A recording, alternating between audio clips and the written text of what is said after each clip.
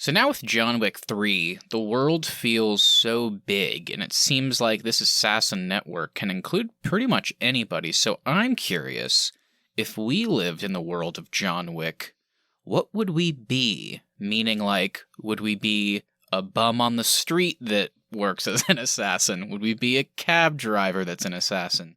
So you're an assassin. That part you can't change, but you can choose your occupation. What is it? My occupation is very granular, but I have to speak from the heart. I am going to be the person that butters bread at an Italian restaurant. So really the only thing I have access to are butter knives. And baguettes?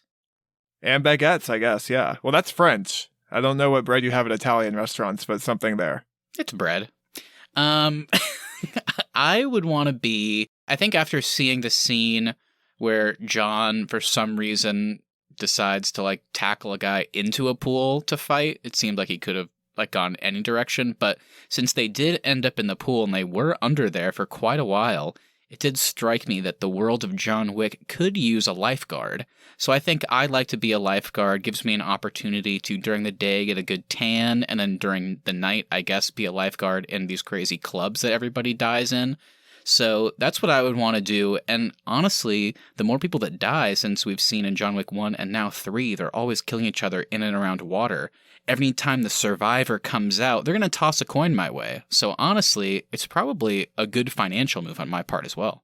I think you haven't thought about the negative aspects of that career, though, because there's still a dead body left in the pool, and it sounds like you're going to be swimming in some bloody pools to fish those bodies out. No, I think a lifeguard's only required to, like, try and prevent somebody from dying. I think once they die, it's not really my problem anymore. You missed the latest memo from the high table, but they just sent it to our inboxes, and it's that all lifeguards will now be cleaning out the pools. They've had a shortage of maintenance workers.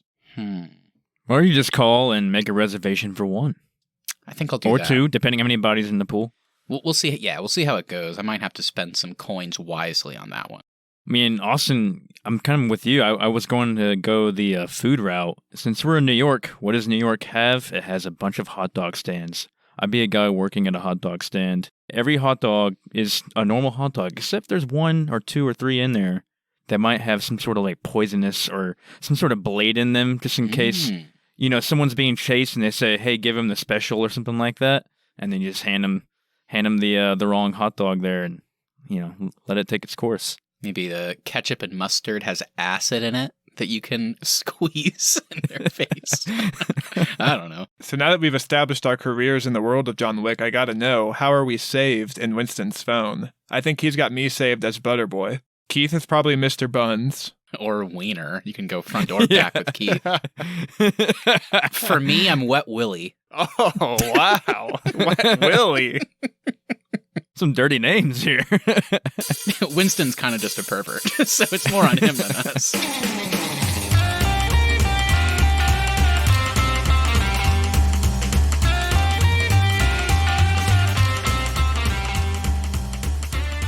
What's up, everybody? Welcome back to another episode of the Arnies. We are three guys that really miss Common with nothing better to do. I'm Matt Johnson, and I'm allergic to horses, so the beginning of this film was tough to get past. I'm Keith Baker, and I need guns. Lots of guns. And I'm Austin Terry, and I just want to meet the craftsmen who mince all the coins for the high table. Don't we all? On today's show, we'll be continuing our look back at the John Wick Trilogy with John Wick Chapter 3, Parabellum. But before we get to that, Austin, last week we talked about a new release, James Gunn's The Suicide Squad. Anything to look out for with that one? Yeah, The Suicide Squad is fun. I don't want to take anything away from Mr. Gunn, but the bar was so low after 2016 that I think we all had zero expectations going into The Suicide Squad. And I think it's safe to say that we were all kind of unanimously blown away. All the characters that the show's put in it are very fun. It's very humorous. It's very action-oriented, and it definitely earns its hard R rating. So if you haven't seen that one yet, I think we'd all say check it out, and then go on over to our episode to hear our thoughts. Yeah, definitely check that one out, because it turns out that between the HBO Max streaming numbers and the box office, it underperformed a little bit.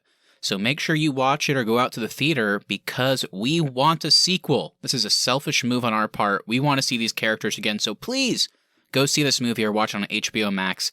Help him out, because Matt Johnson wants to see Bloodsport in action again. this is probably a good spot here, but this is now a second kind of major tentpole release to have its numbers impacted by streaming services that they chose to simultaneously release on. I mean, what are you guys thinking? Are the theaters going to revolt and this is just a thing of 2021, or does this method of going to streaming platforms and theaters continue on? I think I'm going to go back to our theory that we concluded last time we talked, and I think that it's eventually just going to be a higher fee on the streaming platforms. Like, I think, Matt, I think you were the one who mentioned it. It'd be like maybe $20 or something like that to stream it right when the movie comes out, and then the price would go down as it's released like 3 or 4 weeks down the line. Yeah, we'll see. I feel like I've read in the past that HBO Max is producing original content, including movies, next year. But that doesn't mean that movies that were already going to be released theatrically will also be released on their streaming platform, unlike this year where stuff like The Suicide Squad, Dune, Mortal Kombat, Godzilla vs. Kong, those were all supposed to go to theaters when they got picked up by HBO Max. It sounds like they're not doing that again next year. And I also read today that theater chains like AMC have kind of secured a deal where they're going to be doing 45-day theatrical windows. So it sounds like maybe at least at some theaters, you won't be able to get some streaming options. You'll have to go there, and it's going to be over a month where it'll only be there. So it's going to kind of incentivize people to maybe go to the movies. But who knows, man? I think with COVID and the variants, it's kind of hard to say where theaters will be by the end of 2022. It's pretty up in the air. I have no idea. I hope for the best, though. Obviously, I want theaters to stick around. Yeah, I think streaming upcharges are definitely going to be a thing of the future. But I think you also made a good point there, Matt. I could totally see theaters negotiating now with studios about a theater exclusivity or something like that to entice people back to the theaters. It's crazy, though. Like, anytime these movies come out, you can just count on a negative article about the movie going to both box office and streaming services. And then also you can count on somebody from the cast and crew to sue the studio for deciding to put it on a streaming service. Yeah, we'll see. Because, I mean, like, The Suicide Squad, we all watched it on HBO Max, but if that had gone to theaters and they were like, it's going to come to HBO Max, but you have to wait 45 days, I would have been like, well, screw that. I'm going to go see it in the theater. Like, I'm not waiting that long. Yeah, for sure. So, it could work out. We'll just have to wait and see what happens. And we'll have to see what they do with John Wick Chapter 4. Who knows where that'll end up, in a theater, a streaming service? I have no idea. But we are not at Chapter 4 yet, my friends. So let's get into the main topic for today's show. John Wick Chapter 2 ended with John Wick killing his enemy while breaking the rules of the Continental, thus having to go on the run with his new pup. With a bounty of $14 million on his head, it certainly set up an exciting third part with plenty of room for Keanu Reeves and Chad Stahelski to go wild with the action and world building. We all universally loved the first one on a rewatch, we had mixed feelings on Chapter 2, and now it's time to revisit the most recent release. What do we think about Chapter 3? This universe started with a seemingly normal guy having his dog killed and car stolen, and now, here we are with the assassin underworld opening up to hunt down John Wick, who is anything but normal. Austin and Keith, let me know what you expected going into Chapter 3, as well as your official, non-spoiler thoughts. Yeah, I remember just having the ultimate trust in this crew. Whenever this movie originally came out, I knew going into the theaters that this movie was going to be good. There was no way it was going to flop, and it totally lived up to my expectations. I had a great time in the theaters, and I gotta say, I had just as good a time this second time around. I think this one is easily the most fun of the series. They do a great job expanding John's relationship with his allies and getting the supporting cast more involved as well. The action also gets taken to another level. Each set piece gets more creative as the movie goes on, and they constantly find new challenges to put John up against and new fighting styles to showcase throughout the film. The world building continues in a more organic way as well, taking familiar elements from the first two, while at the same time further expanding the High Table's presence. The only critique I really have for this one is that we are once again missing an element that made the first one great, which is a central villain to drive the story forward. We have this mysterious High Table, but no concrete villain to root for John to take down. So that's kind of where I'm at. John Wick Parabellum is a great ride that really takes some of the best elements of the series and just kind of runs wild for 2 hours. There you go. You said most of my thoughts there, so not too much to add from me, but going to your question about what I expected, I guess at the end, whenever Winston kind of gives him that hour of freedom, I'm expecting that, he's going to be walking through New York at the beginning, which it kind of is, and everybody's kind of staring at him, and then once that hour is up, almost every assassin in New York is going to be chasing after him, and it wasn't quite the case, it was just all these different groups that were more chasing after him, but as far as the third one goes overall, Austin I think you hit it on the head. I mean, I pretty much agree with everything you just said there. The only thing I'll add was that I think this one really did well with the characters. And I know you said we didn't have a central villain, But with the characters we did get, especially the new ones and the the reoccurring ones like Lawrence Fishburne, Winston, of course. Yeah, it was just fun to see these guys coming back, and then the introduction of these new people with Halle Berry and the guy who played Zero as well. Those guys were awesome. So, Yeah, for sure. I think this one was interesting because I saw the first John Wick in theaters, and then I saw the second one not in theaters, but it must have been like right as it came out, because it was years before I ever saw 3. I watched 3 for the first time last year, whenever we were in quarantine. I just let it miss me by in theaters for whatever reason, despite being a fan of the franchise, and I didn't like it when I watched it the first time, so I was nervous going into it this time. I remembered the first time I was like, man, I feel like 2 was already kind of stretching things a bit thin with how much they were diving into the world building, how much they were opening things up, all the lore, all that stuff. It was like right on the edge of being too much. And my biggest complaint with 3 was it definitely crossed over that line for me, and it kind of entered into a ridiculous territory as opposed to feeling kind of cool and grounded like the first 2.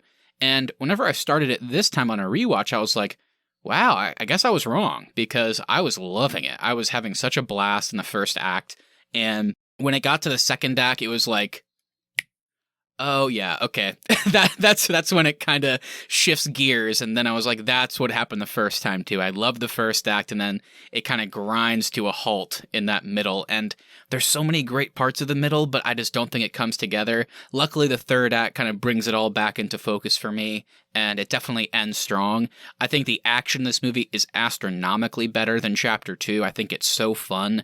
It's just unfortunate that second act just really I don't love, despite some good elements. And like Austin said, too, I actually would slightly disagree, because I think they have 2 really cool villains in this movie that John is going up against, but I think but I would agree, because I think they kind of mishandle them, and it doesn't feel like they have a big enough presence. So by the end, whenever John's supposed to be taking the villain down, it's like, we barely really know this person. So yeah, I kind of agree with you there too. So, definitely some really good moments and some not so good. I do think I like this one better than Chapter 2, so that's at least a step up for me this time.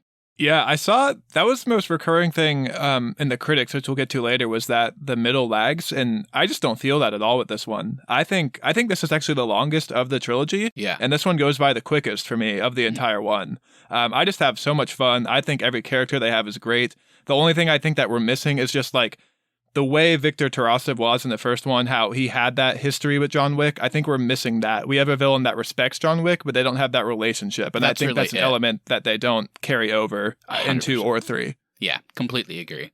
They just found like kind of one quirk for the villain to have, but they didn't really go beyond that one quirk, unfortunately.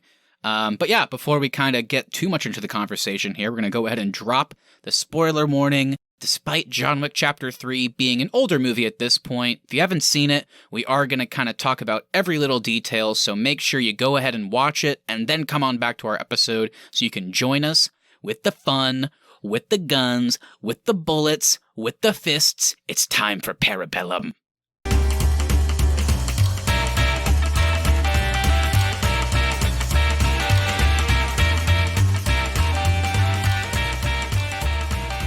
Okay, everybody, so we're going to get into our cast and crew here in just a second, but we also wanted to kind of take a sec here to just remind you guys that we do want to hear from you, and we could also use some reviews. So reviews really do help us grow this podcast. If you would like to, go ahead and leave us a 5-star review on Apple Podcasts, Spotify, wherever you get your podcasts, and then also go ahead and shoot us a message on Instagram at the Arnies, or email us, thearniesmedia@gmail.com. We want to hear your thoughts on John Wick, your thoughts on the show. So yeah, go ahead and reach out to us, and now let's go ahead and get into that cast and crew. So John Wick Parabellum is directed once again by Chad Stahelski, who carries over from Chapters 1 and 2, and of course written again by the original creator Derek Kolstad, and this time he is joined by Shay Hatton, Chris Collins, and Mark Abrams. Hatton is actually known for Army of the Dead and the upcoming Army of Thieves, and he's going to be doing John Wick Chapter 4 and 5 without Derek Kolstad. And our movie score is once again composed by Tyler Bates and Joel J. Richard. Yeah, and we got to shout out, because we just talked about it. We'll shout out my cousin. He's going to be in Army of the Thieves as Agent Bob. Agent Bob! Hell yeah. Check him out. He's a big Shay Hatton supporter, Agent Bob. Man, Keith, between Wyatt Russell and your cousin, you have so many contacts for the Arnies podcast. I know, right? All right, so with that, Keith, tell us about some even more famous people. Yeah, so let's jump into the cast here. We have Mr. Keanu Reeves returning as John Wick, of course. We have the great Halle Berry as Sophia. Mark Dacascos as Zero. Asia Kate Dillon as the Adjudicator. Lance Reddick returning as Charon. And we also have Angelica Huston as the Director. Ian McShane coming back as Winston. And Lawrence Fishburne as the Bowery King. All right, guys, there's the cast and crew. Any highlights, any negatives? What you got? Yeah, my highlight is Halle Berry. I think this character is so much fun. I love the scene with the dogs. I like how they establish her backstory with John Wick, and I just think this character is so badass and just feels like so able to handle herself in this action that I'm so curious to see the movie that she needed John Wick's help for, because it doesn't seem like she would ever be in trouble. So I want to know why they have kind of a blood oath and what he did to help her out that now requires her debt to him. Yeah, I'm definitely curious about that too. She was great. This is a tough one for me. Picking a highlight. I think, well, there's one character that returns that I want to shout out. I can't help it because we had a new face this time, Mark Dacascos as Zero, who I was kind of alluding to it earlier. I don't love the character per se in terms of how they're used in the story, but I think the performance is so fun and just so goofy that this crazy villain that's the head of this gang is also just like John Wick's #1 fan and wants to be respected by him, as even though he's the one trying to kill him. So it was just a cool dynamic. I thought he gave a great performance. For me, I'll say Asia Kate Dillon as the Adjudicator. I really liked her in this one. She played this really funny, kind of an annoying kind of character. I didn't find her to be that sinister or that like intimidating that much, but for some reason I just liked her bugging everybody about and just her just doing this administrative kind of job with giving out these punishments and deciding how much each person that helped John Wick needed with their punishments. So that was kind of cool. And another one I'll shout out is Lance Reddick returning as Charon. We got to really see him come to light in this one and not just play the concierge, but he also was able to wield some guns and get into some action. So yeah, that was fun as well. That's interesting, Keith. Asia Kate Dillon is a bit controversial. Some people find her performance terrible in this movie, and other people find her great. I like her deadpan and think she's intimidating, but on the other side of that, my wife did not like her performance at all in this one. Really? It seems like more of probably a character issue. I don't think there's anything wrong with their performance. It's supposed to be kind of deadpan and ominous, like you said, but I wouldn't fault anybody for not liking the character, because it is kind of on the flip side, kind of almost boring in the way it comes off because of that, but performance was fine for me. My wife thought she was overacting.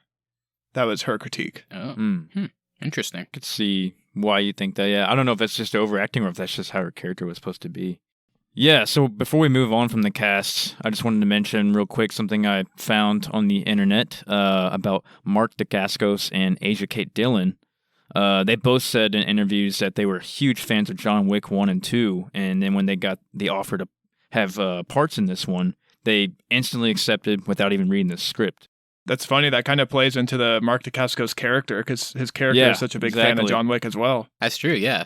Kind of, and I don't really have any solid information on this either way, but I thought it was interesting because I also saw something about the cast, which is, and I feel like we've been talking about this guy a lot lately, which I have no problem with because I'm such a big fan of his, but the great actor Hiroyuki Sanada, who, like, I guess we most recently probably talked about in Mortal Kombat. He played Scorpion, and we kind of talked about him randomly in the past, like, few months, but he was actually initially in talks to join the cast, maybe as the Mark Dacascos character, not sure.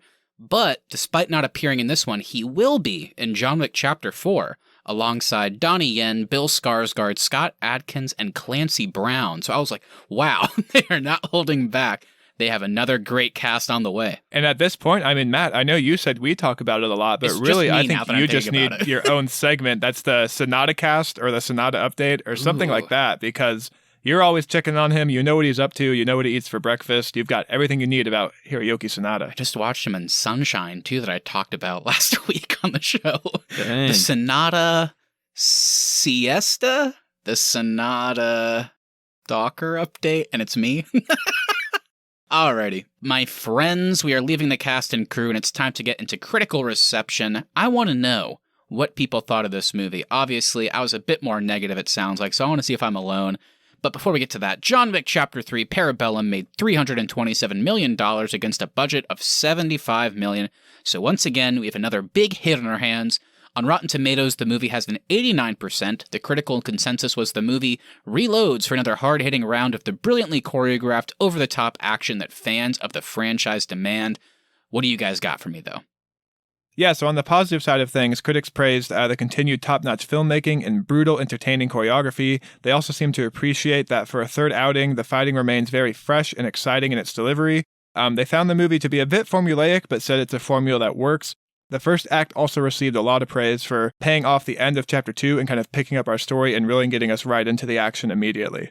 As far as negative reviews goes, they were saying how, as the franchise continues to get bigger, that can sometimes be at a fault.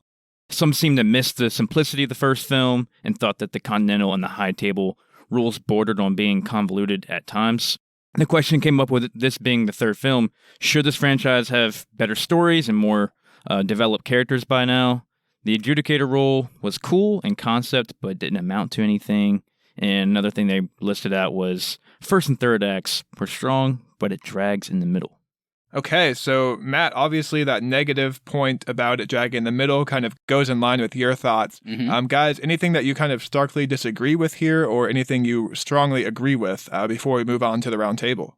I mean, I can see where they're coming from when it says dragging in the middle. I mean, the middle does get a little bit slower. But I wouldn't say it's dragging. I still think there's a lot of interesting things that happen in the middle. Yeah, it's definitely not bad. And it doesn't seem to be that long either. It's not like it's like a 45-minute middle. At least I don't think it was. To me, it only just felt like a 15, 20-minute middle there in the desert and all that. Then he immediately just goes back to New York. So it didn't seem that long or seem to drag to me.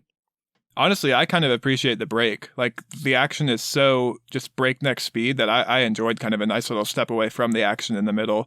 The biggest thing I disagree with is better stories and more developed characters. I think the stories are really fun in this franchise, and sure, the characters don't grow or change a lot in each movie, but I still think you understand everybody's motivations and know where they're coming from, and John Wick is just such a fun character that I think Keanu has nailed each time around. Oh, for sure. Without a doubt. I think this franchise knows what it is to the point that was made in the positives, that it's a formula, but it knows what that formula is and how to perfect it. So I have no problem with that. The thing that I definitely most agree with is, we already kind of talked about it a little bit, and we're going to certainly get into it in a second here in more detail, but the first act of this movie is just everything I could have hoped for at the end of John Wick Chapter 2 when I was just hoping and so excited for John Wick Chapter 3. Like, everybody coming after him in New York, like, shit's just going full haywire. It's just awesome. The perfect continuation. So that was what I most agreed with there. So definitely some good points there on both sides. We'll delve into it in more detail in just a sec when we get to our roundtable discussion. But first, here's a quick recap. John Wick is on the run and is running out of time to prepare for the incoming onslaught of assassins coming for him after killing Santino and the Continental. He has to basically kill everyone in existence in some interesting ways, including... He does kill this big giant named Dante with a book. That was crazy. That was insane. Dude, when he snaps the guy's neck over the book, I was like, oh my God. And I love that he puts it back, too. I know, right? What section does this go in? Another one was he had two horses, or a horse kick two guys in the face. Another one to mention real quick would be an axe throwing kill. You thought he was going to let the guy live. You thought he was going to walk away. Then all of a sudden, you just see John from afar look at the dude and then just throws the axe directly in the head. He made it. And that's right. And after escaping New York, he has to go on a worldwide journey to find the High Table. And does he do that, Austin? He does do that, but he, of course, has to check in with some old friends, that being the character of Sophia, played by Halle Berry. And afterwards, he has to walk into the desert until he thinks he's going to die, and then he's going to walk a little bit further, and then you get to meet with the High Table. Yeah, and you have to do it in a full suit and dress shoes, apparently, which seemed like an oversight, in my opinion. And fun fact there was actually Keanu's first time to see the Sahara Desert while they were filming the movie, and he said, yeah, doing it in a three-piece suit isn't ideal, but it's a magical place. Very, very positive. It's definitely not ideal. It's hot as shit out there. And in short, Keanu Reeves as John Wick, once again, for the third time I have to say it, he murders everybody. So with that, let's get to our roundtable discussion.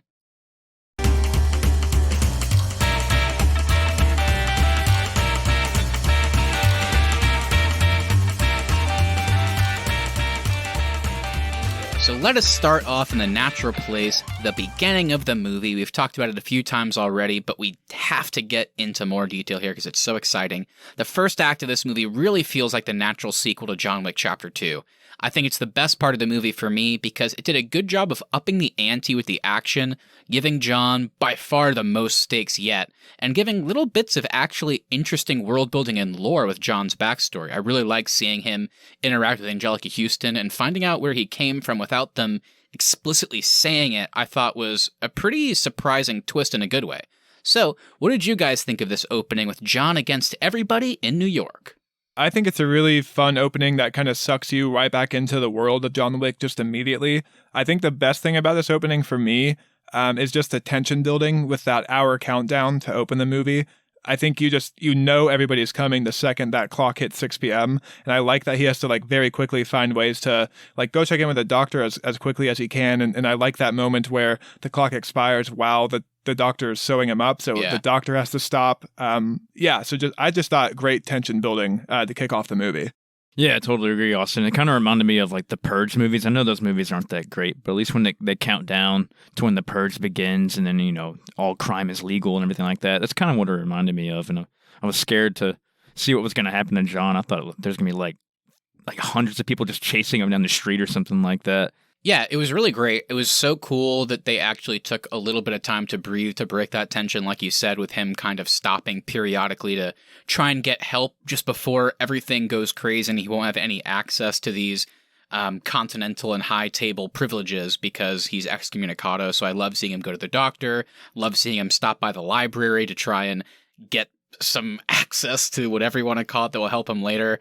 But on like the flip side of that, I also thought it was realistic and really cool that while he's alone before the time is out, you have this big dude, this big assassin walk in and just be like, oh, running out of time, John. It's like, I still got time. And it's like, well, if I kill you and people find the body, nobody's going to know. It's just a few minutes. So then they just get into this crazy fight. And that's really our first bit of action in the movie, is that fight with the book that you guys mentioned earlier. And it's just such a brutal way to open. And I like that it happened while the countdown was still happening. So it was a weird break of the tension, but still giving us awesome action. And I know we thought the opening fight of Chapter 2 was pretty clunky.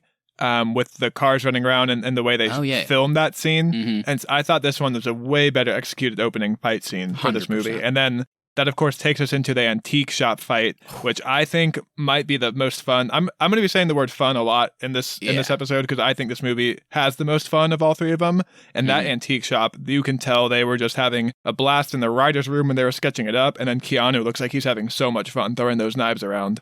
God, that was crazy. It was so cool. They're just fighting like regular, like fist fighting, and all of a sudden they both just pause and they look through the glass and they're like, oh shit, we're surrounded by knives. That's cool. And they just, that's cool. And they just break the glass and get the knives. That was sweet. Yeah, that's my favorite part of that sequence is that everybody is constantly breaking glass. Like, because it's not like bullets. It's kind of hard for you, the audience, to count bullets in action movies like this. Like, whenever you see John shooting a gun, it's not like you're consciously going like, okay, he has like 2 bullets left now. But whenever they're holding knives and throwing them, it's like, oh, he's out of knives. And then you just immediately watch him break the glass and pull out another handful. So it was just really satisfying and quick. Like, can't believe the choreography in that scene. They also do such like subtle ways of showing you that John Wick is like smarter and better at this than everybody else. Him assembling that revolver with different parts from various different guns was such a fun little sequence that's maybe like a minute long, but still reinforces the fact that John Wick is just playing on a different level than everybody else is. Which goes to another point I wanted to make about the first act is when he visits the director and they're kind of walking through that one room where all these guys are doing like jiu-jitsu and like grappling and stuff, like, oh, okay, so this is where he learned how to fight. So I kind of like how you get that explanation of how he learned all these like crazy fight skills. And it was scary. I mean, that no joke had my biggest turn away from the screen moment. The most violent move we see in the entire movie is the ballerina ripping off her entire toenail while John is watching.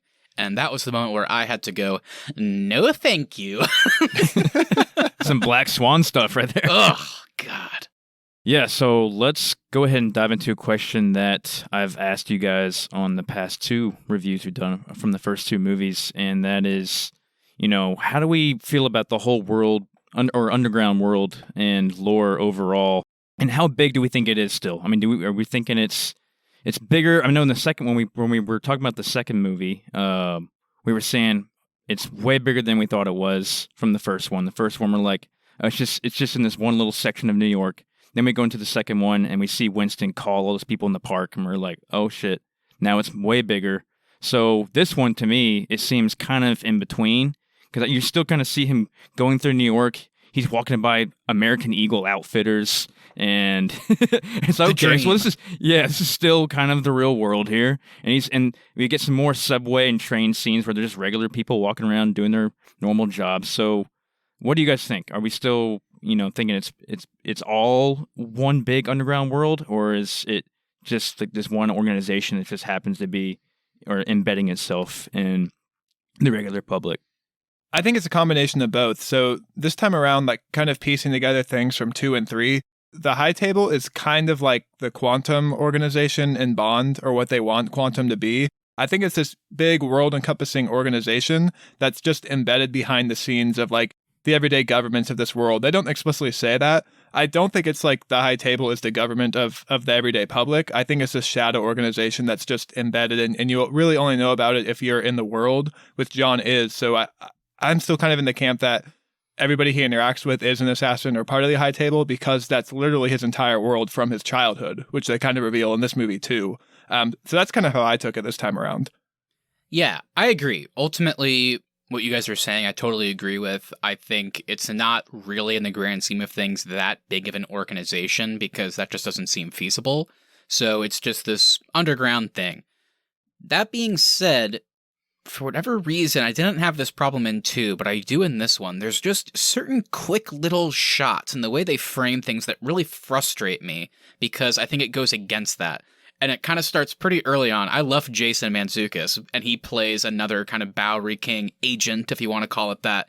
And in Chapter 2, whenever he's in the subway, he has that scene where he just sees a guy holding a cup out. He drops a coin in. The guy just like looks up and it's like, oh, whoa, this is kind of serious. And they go see the Bowery King. In this, John Wick is just walking by, and then Jason Mantzoukas is just screaming to the entire world, and then he looks over at John and then just goes quiet. And I'm like, so if John hadn't walked by, is he just sitting here all day screaming? Like, why? Yeah, I think he is. I think that's how you're supposed to take that. I think that's why this guy's there. That's his block, and he's supposed to look like a crazy homeless person to the everyday public, and then John happens to come down his block. Yeah, it wasn't as cool in this one, and then it gets even less cool when he gets in a cab, and it's like, they're in New York, and it's like there's a billion cabs, and it's like, take me to the library, and he's like, okay, and then he's like, actually, hands him a coin, take the dog to the hotel, and he's like, of course, Mr. Wick. It's like, they're in a cab, and so there's just little things here and there, and it gets even weirder at the end whenever they get into Grand Central Station, and all of Zero's guys are literally murdering people, and everybody just keeps walking by. And I guess you could say, it's New York, they're not bothered by weird stuff. It's like, yeah, but they're walking past corpses. Like, those two guys got their throat slit and fell down, and then everybody just walks by them. So it's not that, I still think the organization is small in the grand scheme of things. It's just little things like that kind of make me go, then why'd they film it that way? Just kind of goofy. I'll concede on the taxi thing. The taxi really took me out in this viewing. I just didn't like that he said Mr. Wick. I feel like if he had just taken the coin and taken him to the Continental, it's like, okay, he knows what the Continental is. It was just weird that they had the extra thing like, oh, I know you. Or it's like how they always know where each other are, too. Like he's in the library looking at the book. How did Dante know that he was there? Yeah, he just walks over. Hey, Mr. Wick, almost time's up. He does the thing. He's like, oh, shit, is that John? Okay, shit. Okay, I need to find a book. I need to, open it halfway, pretend to be reading it to be ominous, and then I need to walk over, start talking before I turn the corner. That way John hears me, and I seem extra cool. It's yeah, how did he do that? I don't know. So another kind of addition to Chapter 3 is we do get our first kind of real team-up of the series so far. How did you guys feel about the inclusion of Sophia, her and John's dynamic, and also her action scenes with the dogs? Yeah, it was just amazing how they were able to film that with those dogs. I mean, and how they had them trained so well. Yeah, I thought that was the coolest element of this fight, and I actually saw some pretty interesting trivia about that from an interview with Looper. They were talking about kind of Halle Berry's training and all of her commitment that she did to the role, and they interviewed Chad Stahelski, and he gave this quote. He said, she would have to do 3 to 4 hours of martial arts, 2 hours of guns, and then because the dogs are so sensitive, Halle had to become a trainer for the animals, so she spent another 3-4 hours a day just hanging out with the dogs and giving them commands and telling them what to do. So not only did she do all this martial arts training, but then she also became like a full-time trainer for the 2 dogs that she worked with. The way they actually did that practical choreography with dogs was insane. It's one thing to see, Keanu Reeves in the earlier movies just doing some cool gunplay, jumping around and doing martial arts. Like, we've seen him do that, but this was, wow, they actually got the dogs up to a point where they could do that. That's so cool. And I think this scene, even though I don't love the middle section of the movie, I do think we get the single best shot of maybe the franchise.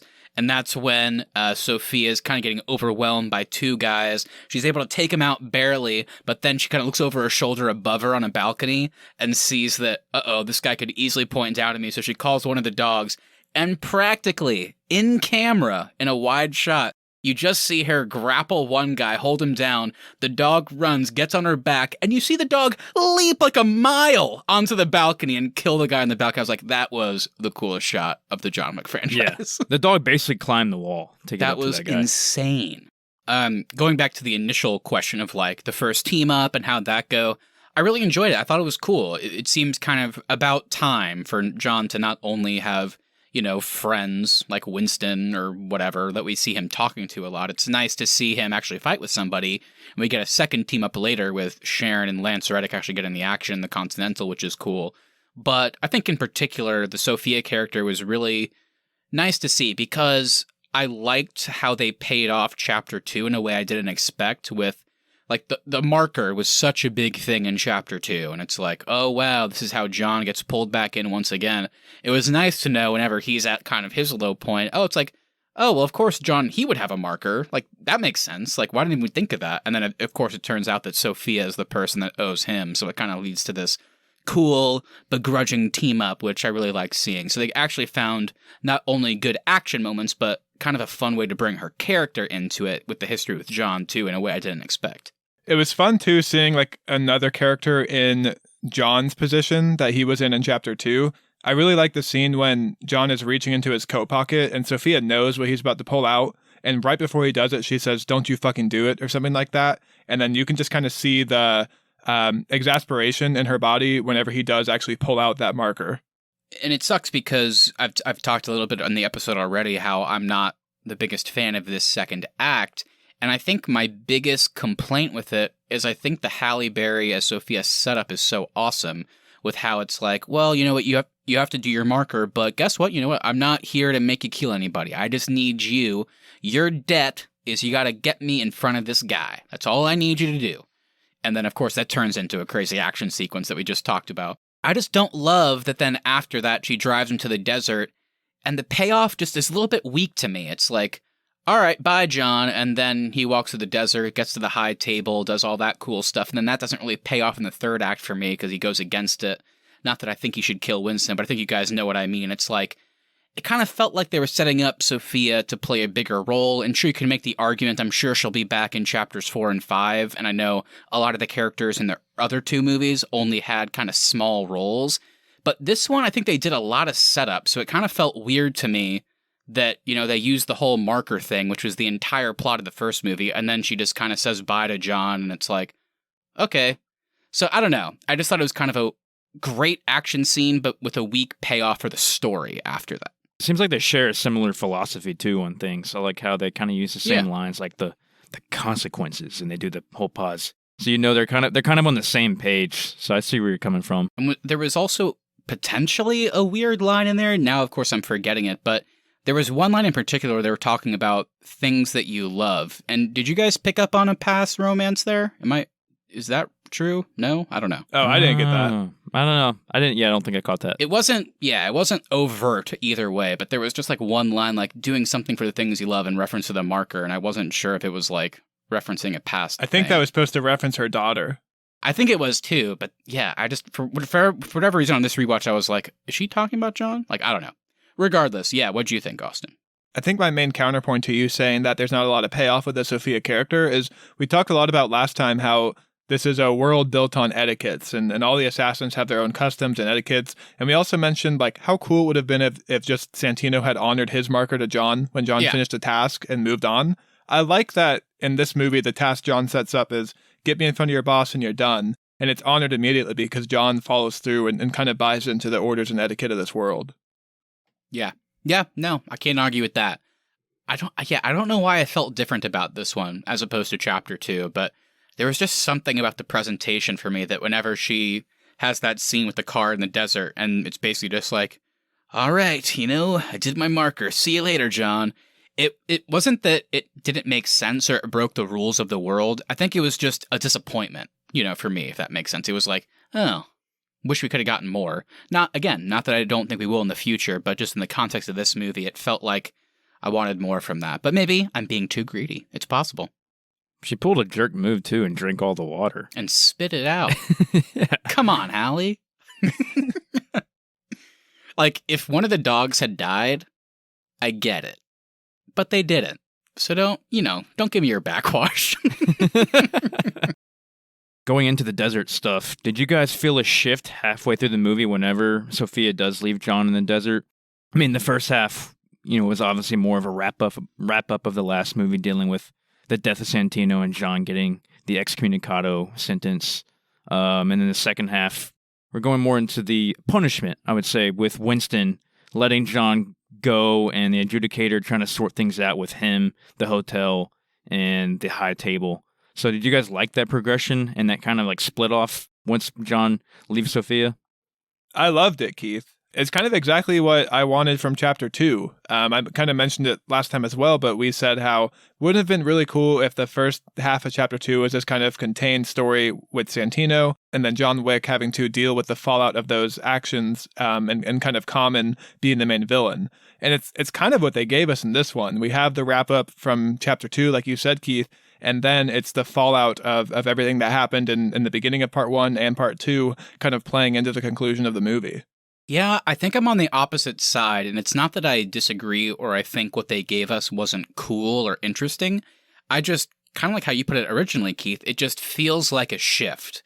And it's kind of weird watching a movie like this to feel that so consciously, like, oh, wow, okay, things just kind of turned on its head. Like, the first half of the movie up until that point really feels like one thing, and then the second half is completely different, with some elements carrying over, but it's like John gets to the high table and it's like, oh, okay, we're actually at the high table, and then commits himself to being their agent. And it's weird, like we were in New York and then we're not, and then it's going back to New York, and then immediately like, okay, I'm not going to be your agent, but it is still cool because we like Winston. So again, I like all the stuff they gave us. I definitely felt that shift, like you said, and I didn't love that I felt it. I kind of wish it was a bit more natural, but I don't know how they would have done it differently. It's kind of like the second one really ends whenever John goes to find Sophia. Like like the beginning of the excommunicado and him running from the assassins, all that's still the second movie. And then the third movie actually kind of starts whenever he gets to Sophia. That's what I kind of enjoy about it, though. I kind of like that we do get our conclusion to a lot of the stuff that was set up in chapter 2, but then in the second half of the movie, we start laying the groundwork for chapter 4 and concluding with more interesting elements of the high table being revealed to us. I think this is the one that they've done the best job setting up for a following movie as well. Chapter 1, they didn't know they were going to get a sequel, so it's a really self-contained story. Chapter 2 is just a bit clunky, and they try to give you a bunch of world building that doesn't always pay off. And I think Chapter 3 really effectively sets up some unresolved character elements that they need to carry over and see the conclusion of in Chapters 4 and 5. Yeah, that's a great point. It definitely does do the best job of setting up the next one. But I would say that is kind of a good and bad thing. It's good because now I'm more excited than ever for the next movie, but also not so good because this one, I would also say, does the most to set up the next one. So it's like a lot of this runtime that could have been devoted to maybe fleshing out some of the beginning, whether it be action or characters, giving more to Sophia, whatever it may be. It's like they developed so much with the high table and then going back and setting up the Winston stuff and the adjudicator and all that it's like, okay, I'm really stoked for Chapter 4, but a lot of that runtime was devoted to doing that, whereas we could have used it for something else potentially. So I totally agree with you. It's just, I think there was a couple instances during the runtime I was like, I wish they would have like maybe held back on a little bit of that and used it elsewhere, if that makes sense. Do you have an idea of what you would have rather gotten in this one? Honestly, it's kind of tough, and especially knowing that we're getting a Chapter 4 and 5.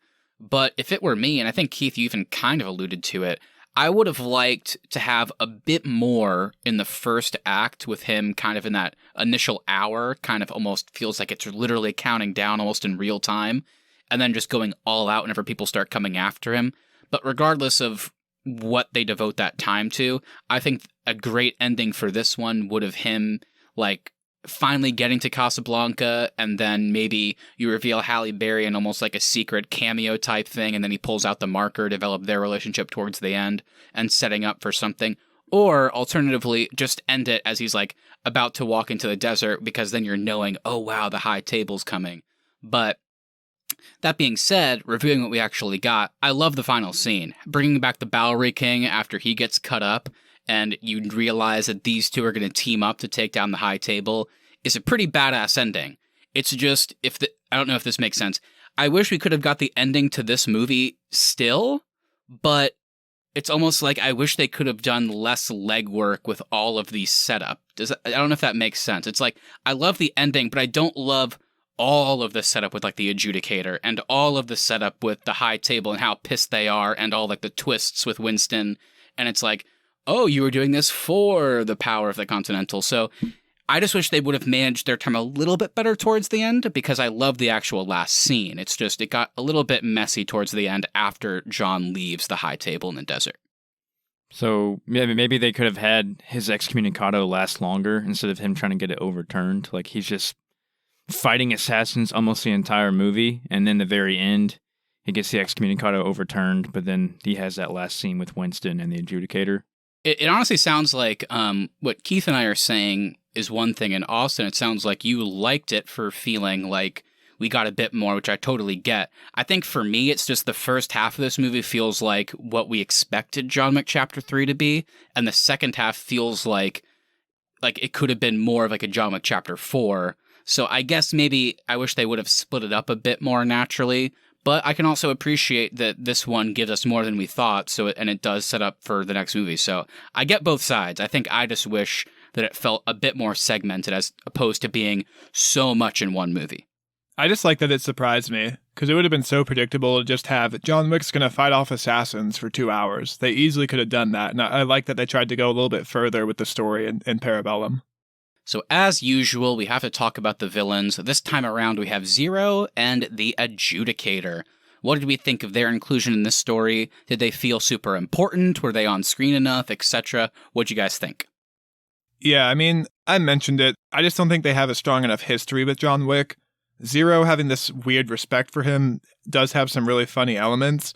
I don't know. I think they just feel a bit detached from the actual story. Neither one of them really have any great scenes or communications with John Wick, and so we don't have a reason to root for him against these two. We just kind of get to see what they're capable of with other characters, but I just don't think there's enough interaction with John Wick until really the last 15 minutes of the movie for both characters. Yeah, and I didn't even really realize this, even writing that question, but now that we're talking about it, I think that's another maybe slight issue I have with the second act. Or honestly, at this point, I'll just call it the Casablanca segment, because they introduce the adjudicator, and near the end of Act 1, we meet Zero. But then when John leaves the country, we don't really get any of them until he comes back.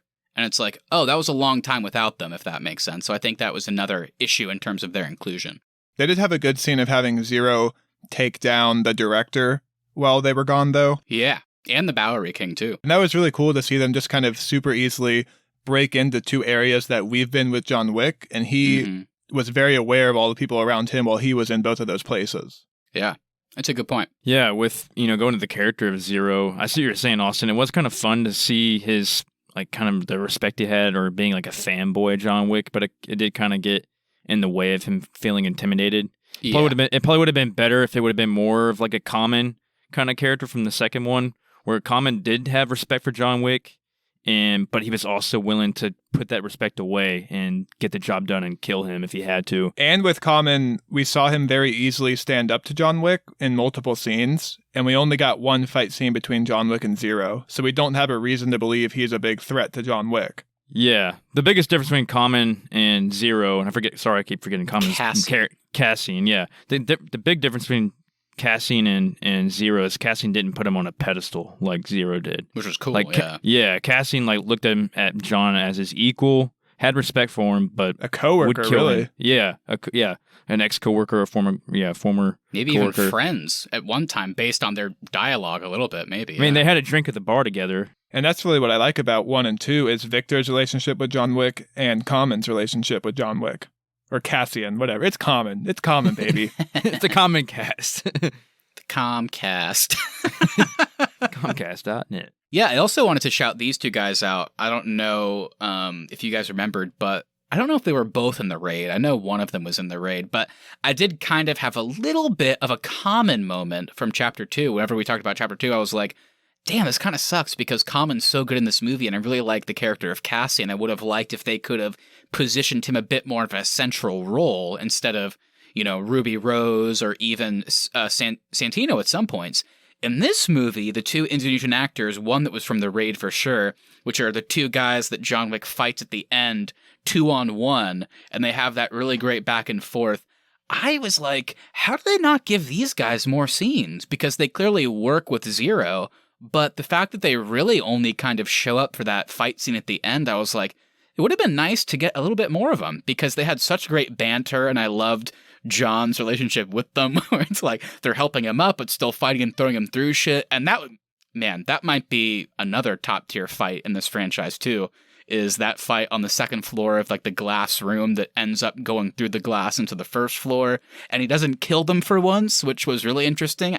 I thought those guys were great. Like you said, Matt, I love that back and forth. And I was actually reading that the back and forth was actually not scripted. They did a bunch of takes of that scene, and it wasn't working because the two guys didn't talk, and it was like almost too long of an action scene, so they felt like they needed to break it up with some dialogue. So they quickly wrote that dialogue, and Chad Stahelski said, let's do it in Indonesian, and John will respond in Indonesian. And the two actors taught Keanu Reeves how to say, be seeing you in Indonesian, like 5 minutes before they shot that scene.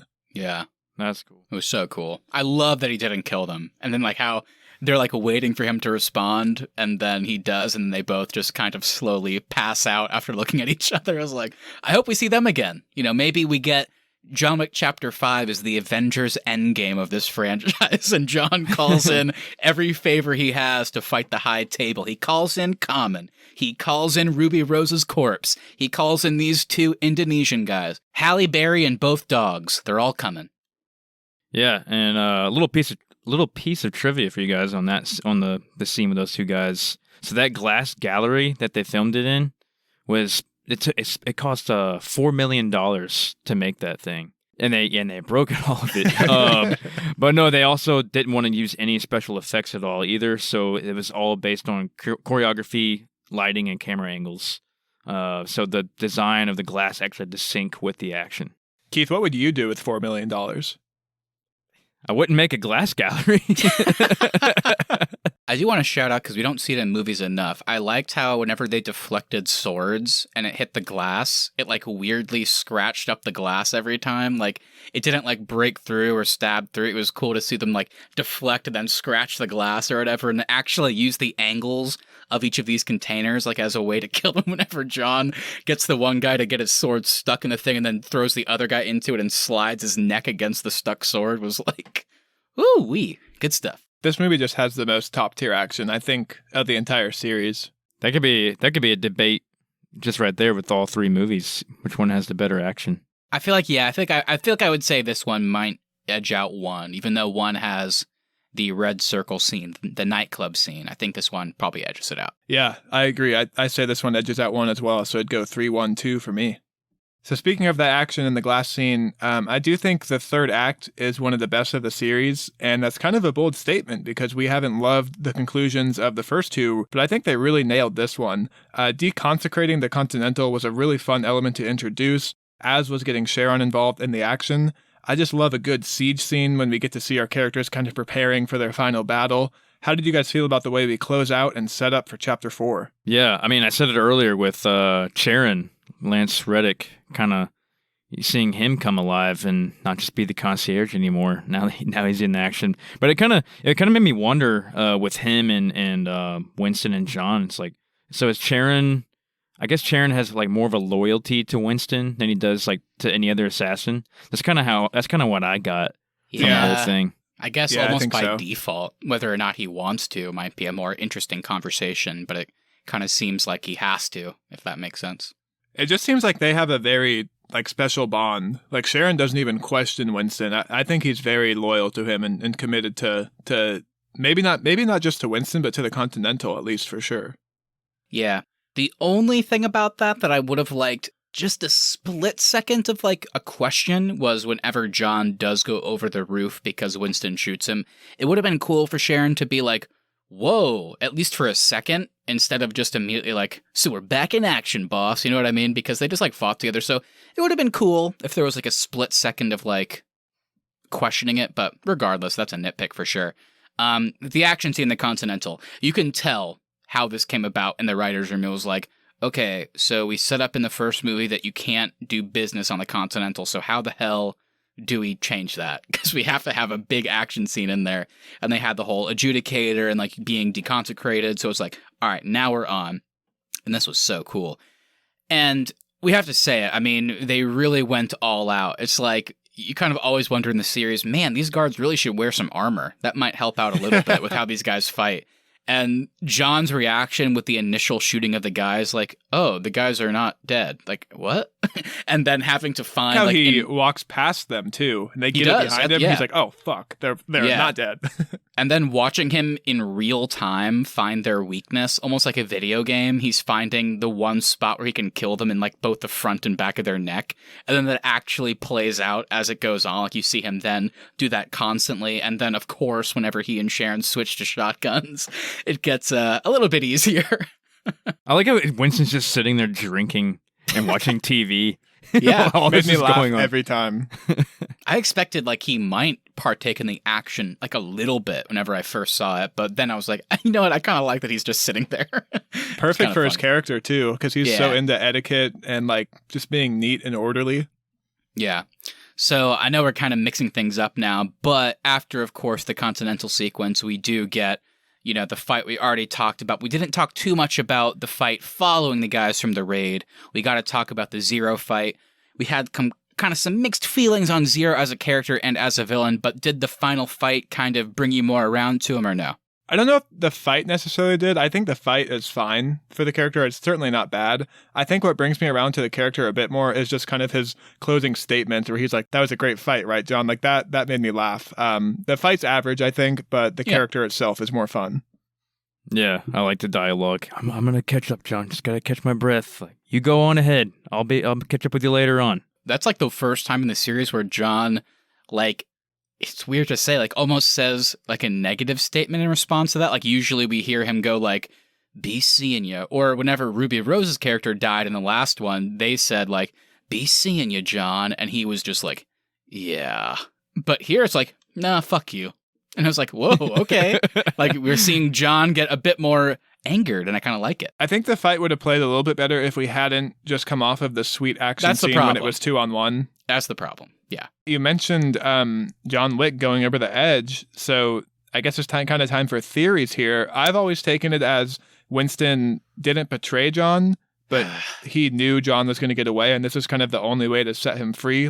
I feel like Winston knew there was no way John was getting out of the Continental with the adjudicator there kind of alive. I feel like Winston took this as the only way to get John out of there, and he just took a gamble that John would survive. It's tough. I mean, on the one hand, yes, because Winston easily could have shot him in the head. Based on the fact that he shot him 4 or 5 times in different parts of the body, so clearly Winston's a good shot and could have gotten John off guard in the head. So yeah, let's talk about it a little bit. So do you think, because I guess the way I read it is Winston was just hoping for the best. He's I got John at a good angle, he's kind of near the edge, I can kind of corner him there, and he's going to go off. I can shoot him in his leg, his arm, and here, and just hope for the best and hope he goes over the edge, even though he'll probably die. But if he doesn't, then John's still in play. Is that how you guys read it? He wants to get him to go over the edge, even though he'll probably die. He's just hoping he doesn't die? Or what do you think? At first, I was kind of thinking maybe him and John had a conversation before that we didn't see, where they kind of said hey, shoot me in all the non-fatal places, and I'll go over the edge, and we'll just play this out. Or John is already good at, he can take a stab wound, but he'll he'll get somebody to stab him on purpose, but in a place where it won't like actually kill him, just to get rid of the knife. So he could do that with gunshot wounds as well. I see what you're saying, yeah. In this scene, you do see John turn in certain ways as Winston is shooting him. And he holds up his suit jacket, which is bulletproof. So I took it as John was just deflecting the bullets off the suit, and the only injuries he sustained was from falling off the roof. I completely agree with you guys. But my problem with this scene is John Wick falls like how many stories? Like, honestly, it would have been so much better had they not shown him fall the way he did with like all the CG, where like he hits his like Batman and Bane style. He hits his back on a fire escape, then falls forward, hits something else, and then lands flat on the ground. Like he fell like 20 stories. It's like, Yeah. I get it. It's John Wick. He's superhuman at this point, but it was a little goofy. And I agree with you guys. Winston wasn't trying to kill him, but in the end, he still went over the edge and fell all that way. So what didn't work for you here was the fall. Like I thought what you weren't on board with was Winston betraying him. But no. I agree with the fall. premise. I agree with the premise that it's like Winston knew John couldn't get out of the situation. Winston wants to be in charge of the Continental, which means John is expendable to him, at least in this moment. So he has to not kill him and get him over the edge. But then it's like, well, he's still over the edge and he survived it. So the only part that doesn't work for me is watching him fall in the way he did. And then I'm supposed to assume he didn't die somehow from that. That's the only part that doesn't work. It's just a little bit goofy, but they bring it back in that final scene where it's so badass. And I love Winston's last line whenever the adjudicator's like, he's not on the street and he's just like, Baba Yaga. It's so good. And speaking of last lines, we got Lawrence Fishburne coming in at the end, baby. Yes. And he says, "Are you pissed yet, John?" And how does John respond, Matt? Yeah. That was great. His eyes completely filled with blood. Lawrence Fishburne's so good with probably conservatively 2.5 minutes of screen time. Like his reaction whenever John raises his hand and he sees he's missing a finger, he's like, holy shit. He starts laughing, then he flicks him off. So good. But yeah, I mean, with that final scene, it's like, are you pissed, John? Yeah. Bowery King, John Wick teaming up. It seems like, again, we know chapters 4 and 5 are coming, but let's only talk about 4. Personally, I'm assuming in some way the main kind of plot is going to be the Bowery King and John are, this movie was called Parabellum, which means prepare for war. Chapter 4 will be the start of the war with the High Table, with the Bowery King and John kind of leading that charge. Now, who joins them along the way?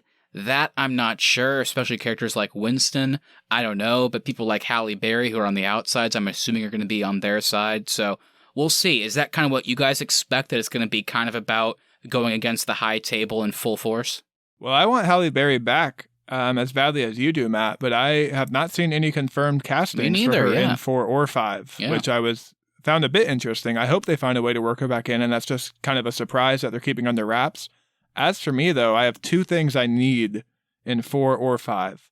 One of them is I gotta have it, Jason Mantzoukas in an action scene. I need to see it, hopefully alongside Keanu Reeves. And 2, on a more serious note, I would love to see a scene where, like Dread or the Raid style, like maybe John Wick ends up in a building controlled by the High Table, and he's kind of got to like work his way up floor by floor to get to the senior leadership of the High Table, or something along those lines. I think would be really fun. That's almost what this movie gave us as a tease. Like watching him on the first floor of that room in the Continental, he's fighting the grunts, and the second floor he fights the 2 guys from the Raid, and then the third floor is Zero. So I thought it was so cool because it was also glass. You could see them all looking at each other. So yeah, I definitely want that too, Austin. Like kind of just a room. It's like, I don't even give a shit what it's called. It's just like, hey, look, that building, that's the High Table. And then it's just fighting to the penthouse or something. That'd be awesome.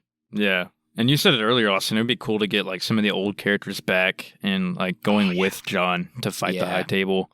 And maybe get a good wrap up with him and Winston. Hopefully him and Winston make up and they're on good terms.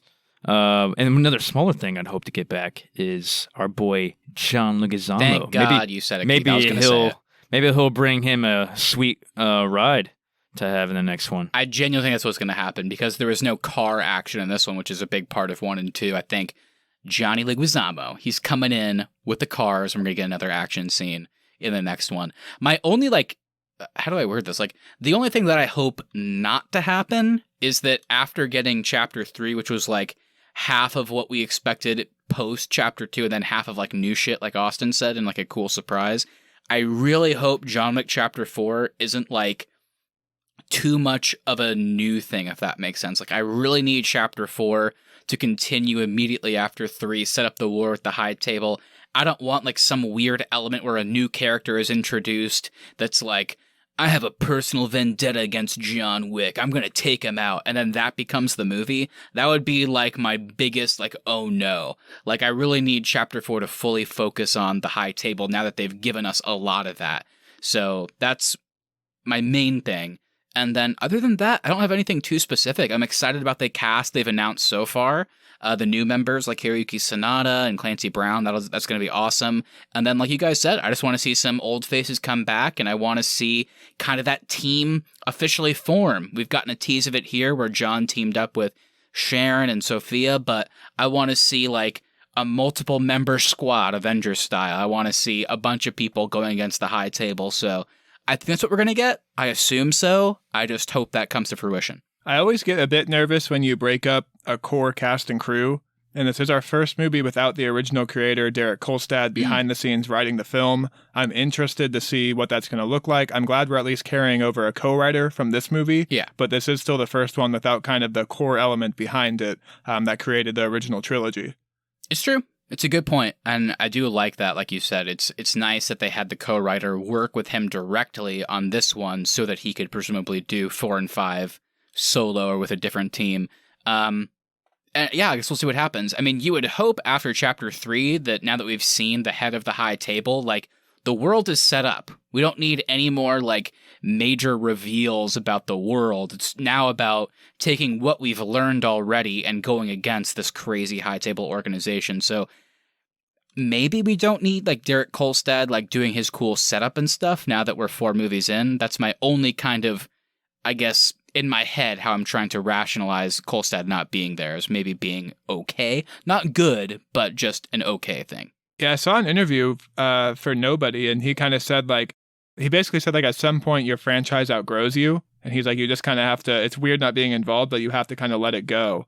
So it sounds like I guess him and the studio, amicably agreed for him not to carry on to 4 and 5, but it's just weird that he's the only one that's not carrying over. Yeah, it's interesting. I don't know. I'm curious if it was fully an amicable decision. Maybe he didn't want to. He's obviously working on more things now, working with Marvel, doing Nobody, so maybe it was just a timing issue. Who's to say? But, we'll see what happens. I am still excited for Chapter 4, like I said, because at least it seems like the world is set up. Now it's just time to, literally break it down. Have John Wick and his friends kind of tear down the High Table. That's kind of what they're doing, so we don't really need a world builder right now. We just need some good writers. So Derek Kolstad did the hard work, and now we have some people that have worked with him that are going to kind of take it home. So it's sad to see him not there, but I'm excited for the future. And if anybody can break it down, it's certainly Mr. Keanu Reeves. Keanu. Yeah. Yeah, I'm pissed. Can you imagine if that was the last line? You pissed, John? Instead of yeah, he just goes, yeah, I'm pissed. That is the last line. Is it? Yeah. I thought you just said yeah. I think you just said yeah. No, he says yeah, I'm pissed. God, I don't You're think probably so. I don't know. Yeah, I don't remember. But I think I'm just so used to That's hearing what Keanu I was setting Reeves. you up for earlier. Keanu Reeves just keeps going, yeah, in everything. I just assume whenever I hear yeah, I just tune out the rest of it. So honestly, I wouldn't be surprised. Either way, sounds cool. But with that, guys, Keith, now that we have closed out the conversation, I'm thinking about how you talked about already that when you first watched these movies, you watched them all back to back. So now you're at a point where you can distinguish them, which is good, my friend, because now that we are through the initial 3 movies, it's going to be quick, but we have to rank them. John Wick Chapter 1, Chapter 2, Chapter 3. Where do these films stand in your guys' rankings? Austin, I want to start with you because you've already ranked them when it came to the action, but there's other things to consider, so I want to know where you would put these films in your ranking. Yeah, it's an interesting discussion because I think Chapter 1 is a more concise and probably better told story. But I think Chapter 3 is just a bit more fun. I think they figured out how to really step up the action in Chapter 3 and then also make these characters and this world just a ton of fun and really kind of go out and fire on all cylinders. So I think I'm going to go the exact same way. Chapter 3, Chapter 1, and Chapter 2. Chapter 1's a better story. Chapter 3 is more fun. Got to go with more fun. Okay. Well, you know what? I was going to go to Keith next, but I'm actually going to go because you, surprisingly, in a good way, made my point for me. My ranking is the exact same as yours, but with one slight change, just because while Chapter 1 doesn't have, like, all this great action, it has some highlights for sure, no doubt about that. I just really love how that movie balances the action and the simple story better than this one. But it's close. But with that said, I'm going to go Chapter 1 as number 1, then 3, then 2. I'll go ahead and start with this then. Number 2 will be last for me. Hell yeah. But as far as 1 and 3, I'm with what both you guys said. I think 1 is just such a good starter movie, origin movie, I guess you could call it. And then number 3, like you said, Austin, it's just more fun and kind of integrates a little bit more into it. But yeah, I think I'll go, starting from the bottom, go to the top. I'll go 2, then 1, then 3. Ooh, Austin and Keith, teammates for life. We're in lockstep. We're usually not, but today we are. It's all good. I get it. But before we close out officially, we have one more thing to do. Of course, the Arnies. We always give our awards at the end of the show. It can be for anything in the movie or anything on the periphery. It doesn't really matter if you think about our criteria. We just have fun with it. So, my friends, let's give some awards. Austin, you started us off beautifully with the rankings. I want to start with you again, if you don't mind. Yeah, I think it's good you're starting with me today because I don't have a funny award. I don't have a sarcastic award. I have a heartwarming, the only natural award I can give. And it's just the Bestest Boys award. It's to Halle Berry's dogs. They save her life multiple times. They take a bullet for her. They carry her guns. They are simply the bestest boys. I could not agree more. Keith, what are you thinking? You know, for the first time in a long time, I've had this award picked out way in advance instead of thinking about it halfway through the podcast. And we mentioned this scene already, but this is the Tobey Maguire Fall Award, and that goes to Mr. Keanu Reeves for that fall. It's just like Spider-Man 2 whenever he loses his powers and he tries to make that jump across buildings in New York, and he falls like on a dumpster, hits his head on a fire escape. The exact same thing happened to Mr. John Wick, except somehow he also didn't die, so maybe he is Spider-Man as well. There is, Keith, it's an incredible award, but I will say there is one key difference. The difference is when Keanu hit the ground, he just did this. And when Tobey Maguire hit the ground, he goes, "Ow, my back!" And he hobbles off holding his back. I think if Matt needs his own segment for Hiroyuki Sanadu, then Keith needs his own segment for Tobey Maguire, because I think Keith recurringly brings up Tobey Maguire as much as he possibly can on this podcast. Willem Dafoe, his greatest foe, the Green Goblin, in John Wick Chapter 1. Keith's segment can be called the Maguire Minute. Oh, there you go. See, nice. And I'll do the Sonata second. There you go. Austin, you need to find one for yourself. Yeah, Austin, you need someone too. Mine's probably the Mad Max moment. Oh, that's probably good. mine. That's good.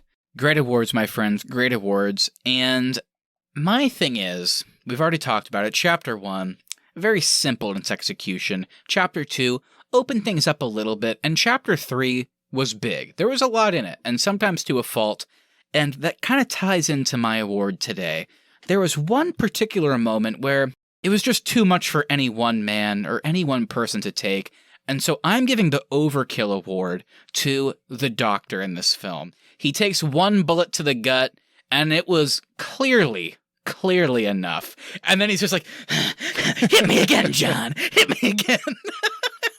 Just like rips his shirt open for John to shoot him again. He's got a subconscious pain thing going on for sure. Yeah. Great scene, though. He's taken Great too much of his own pills and he needs to get shot twice to feel anything. So with that, thank you everybody so much for listening. If you enjoyed this episode and this series, make sure you hit that follow button so you never miss an episode. Also, if you wouldn't mind sharing us with a friend, we'd really appreciate that to continue to grow the show. Please leave us reviews as well. Even if you don't want to write anything, leaving us a 5-star review on Apple Podcasts, Spotify, or wherever you get your podcast really does help us out. At the Arnies is our social, and the Arnies.media is the website. We'll be back on Tuesday with another bracket-style episode. This time, though, there is no restriction based on genre, or anything really. The three of us each submitted 4 random movies to see what would come out on top. So guys, without going into your picks, I want to give us a little tease. What helped you determine what movies to submit? What were you looking for? Yeah, I actually did have a method. In my office, I have kind of a bookshelf, a little library area, and on those shelves, there's a section for movies that I own on DVD and Blu-ray, which I haven't bought a lot recently due to streaming. But what I did is I sat in my chair and I spun around a few times and I stopped to stare at the shelf and I just picked the 4 that jumped out at me right away. Okay. I like it. What about you, Keith? I did maybe something similar for that, like for maybe 2 out of the 4 that I chose. And the other ones, I was just kind of thinking, what's some movies that I really like, some of my favorites that wouldn't maybe fit in like a certain category, like action or comedy, where I wouldn't want to put them on one of those brackets, but they're just one of my, some of my favorite films. And that's kind of how I chose it. So I just chose 4 random movies. Yeah. I'm kind of a mix of both of you guys because I didn't want to pick anything that would maybe be an obvious choice for a different bracket, and I also didn't want to pick anything that we might do on a future Our Favorite Movies segment. So I kind of broke it up into genres. So I picked 1 random sci-fi movie, 1 random comedy, 1 random biopic, and 1 random drama. So it sounds like we're going to have a pretty good show. Just to tease the audience, looking through the movies we picked, it's going to be hard. Maybe harder than anything ever because we're not, restricting ourselves on genre. So it's going to be really tough to kind of break apart what we like better. So it's going to be super fun. Well, I'm going to call it now. Spider-Man 3 will win this bracket. Yes. Spider-Man 3 is definitely on the show. We'll see with that one. All right, Keith, how about you close us out with that social media talk? Feel free to direct message us on Instagram at the Arnies or email us, thearniesmedia@gmail.com, and send us your favorite movie of 2021 and let us know what movies you would want to see on our random movie bracket as well and what you thought of the Suicide Squad, and please help us decide our next bonus series. Anything you say we'll read on the show and react to it live on our latest episode. All right, everybody. We'll see you soon. We'll be back next week, and we'll be back next year to add John Wick Chapter 4 to our list. So enjoy it, and we'll be seeing you.